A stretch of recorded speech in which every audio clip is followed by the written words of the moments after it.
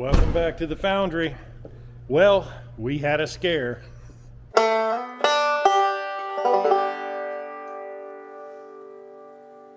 few days ago I came out here and Rammer had been parked in the shop for maybe a week or two. I just wasn't using it.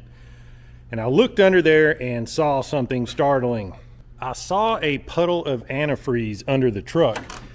Now, if you know anything about these, this is a 99 model, so if you know anything about the Brazilian 53 blocks, you know that if you find a puddle of antifreeze under the truck, it could mean something very sinister. A small number of the blocks produced in Brazil were prone to crack because of a casting flaw. And they tend to crack on the passenger side, just basically right down the side of the block. Usually starts toward the rear, kind of works its way forward. Now Cummins says this only affected like 1% of the total blocks produced out of Brazil. But it's all the issue is if you have a 53 block, you just have no way of knowing whether you have one of the good ones or the bad ones.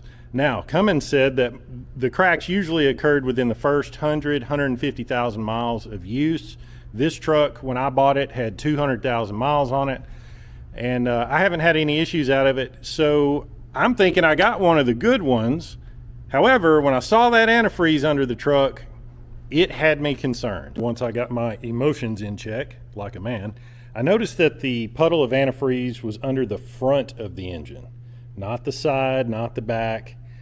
And one thing about these 5.9s that is way more common than a cracked block is a leaky water pump. Now, I got a couple of things going for me here. The water pump, of all the accessories, is one of the easiest to change out. But what's got me baffled is that water pump only has about 5,000 miles on it.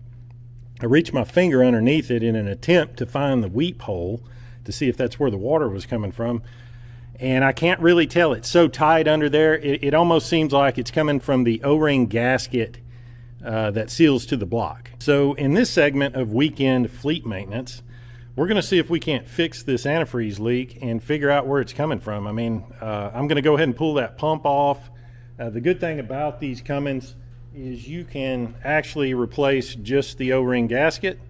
So I got one of these just in case that's all it is. If it ends up being the pump itself, I've got a short period of time to get that thing off of there and get up to Napa before they close. They're the only ones in town who has one in stock. Now, the first order of business is to drain the antifreeze. You don't have to drain all of it, but you need to drain the level down below the water pump so it doesn't spill out everywhere when you pull it. Little trick you can do when you're pulling drain plugs or replacing fuel filters: tie a rag around your arm. It'll keep your shirt sleeve dry. So the water pump was installed outside of my supervision, so it's anyone's guess if it was done correctly. Now in my case, I really want to make sure my antifreeze level is lower in the block than this water pump, not just because I don't want to make a mess when I pull it off of there, but I want to try to keep the pump dry because I want to inspect the weep hole to see if it's wet or not. So if I take it off with the antifreeze in there, it just blasts out and gets everything wet, and then I can't do my inspection. So I couldn't really tripod this, so I'm trying to do it one-handed while holding a camera. But the pump just fell out of there. I didn't even have to tap on it. Heard a bolt hit the floor. Now here's our pump. Okay, so it would appear, now this is obviously, if you watch my videos, this is my first Cummins truck, so I'm only moderately familiar, but at first glance the gasket stayed on the block. I'll inspect that here in a second, but the weep hole is in the housing. It looks like right there, if I'm not mistaken. That's got to be what that is, and you can tell by the gunk that had built up at the bottom that it had been weeping out of there and mixing with some engine oil that's on the front of that timing cover and causing this sludge. So it looks like the pump itself is what was leaking, and there might be a little bit of slack. Yeah, holy moly, look at the vane. That's not the actual vane, but the pump section right here, and then look at the housing. hard to do this one-handed, but you see all that slack? This bearing's got a ton of slack in it. This pump only has 5,000 miles on it. Auto parts today are total garbage, total garbage. Now these pumps are prone to fail, you know, periodically, even if you get a good one. But that's unacceptable. See, it's just got surface rust on it. You can tell the thing is, man, that pisses me off. All right, Napa had what I needed. I got my pump and some antifreeze, and I already like this pump better than the one that I just pulled off the truck. This one was installed by a shop, and they probably just used the cheapest bunch of crap they could get their hands on. A couple things I like better about the Napa pump. For one, the location of the weep hole. So this pump has the weep hole in the bottom of the housing external of the flange. I don't know if you can see it, it's black. Yeah, right there, you see that weep hole? Whereas whatever brand this one is, they sealed up the weep hole and made a passage to bring it out to the flange. What I don't like about that is two things. One, it can stop up with crap like this one did. So odds are it was bad before it even started actually dripping, because this bearing has a ton of slack in it. But the main thing I don't like about it is when it starts to leak, you cannot tell if it is coming from the weep hole or the gasket. So, you know, most of the time it's the pump, it's coming from the weep hole, but you never know. With this one, you always know, because it's going to be dry around that gasket or wet, depending on where it's leaking from. And then right off the bat, you'll notice this pump is painted, whereas this one was just bare metal, and it just looks like rusted trash. That pump has only got 5,000 miles on it. Another difference is with the seal itself. The one that comes from Napa has an actual round O-ring. This one had the square O-ring, just like the aftermarket Fel-Pro gasket that I purchased yesterday. It's only a couple of bucks, so I thought it was worth the gamble in the event that it was just the gasket. But I looked up which one of these would be best for the application. I didn't find much information, but I did learn that if you buy a genuine Cummins O-ring, it is round.